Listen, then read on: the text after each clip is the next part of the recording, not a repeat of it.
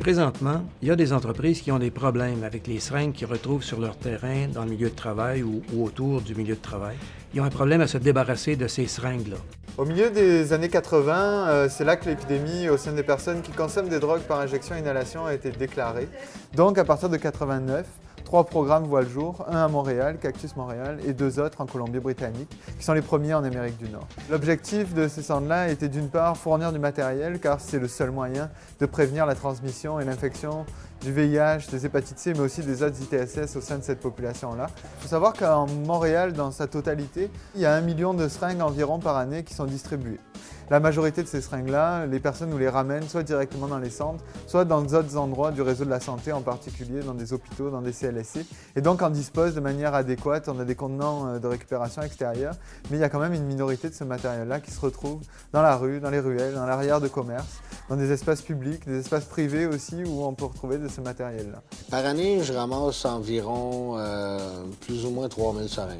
Les gens ne savent pas comment ramasser des seringues de façon sécuritaire. Ils ne savent pas comment s'en débarrasser aussi.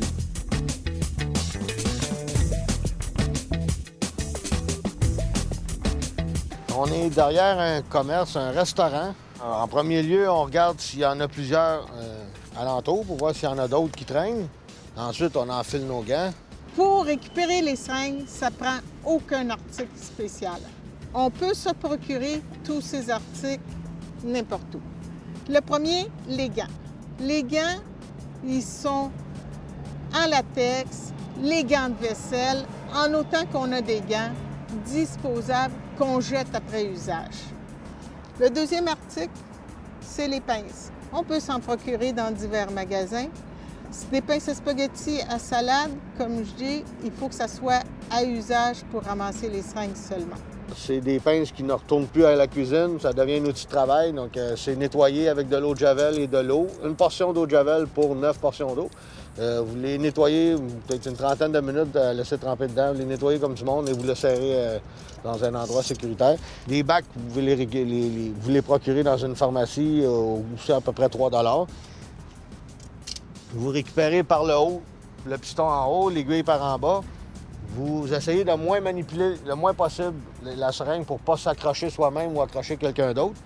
Vous ne tenez pas le bac dans une main, la seringue peut tomber de votre pince et vous planter dans la main.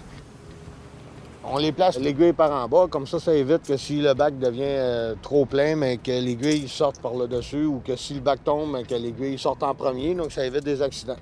Quand le bac est plein, on va le porter dans un des 12 C3S.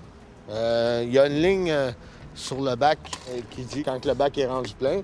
Il ne faut jamais vider ça, ça reste des produits contaminés. Donc on ferme le bac, on le rapporte au C3S, puis on s'en procure un autre.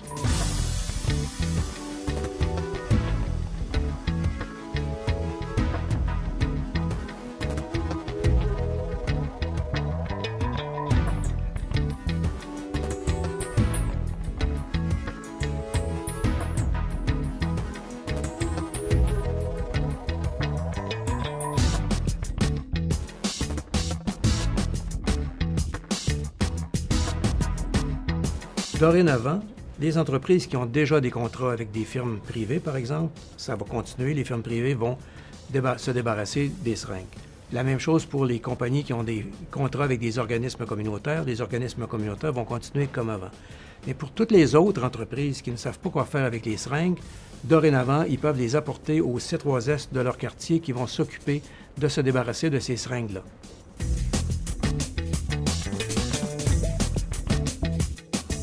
Les seringues sont considérées comme des déchets biomédicaux, comme tous les déchets qui sortent d'un hôpital ou d'un centre de santé.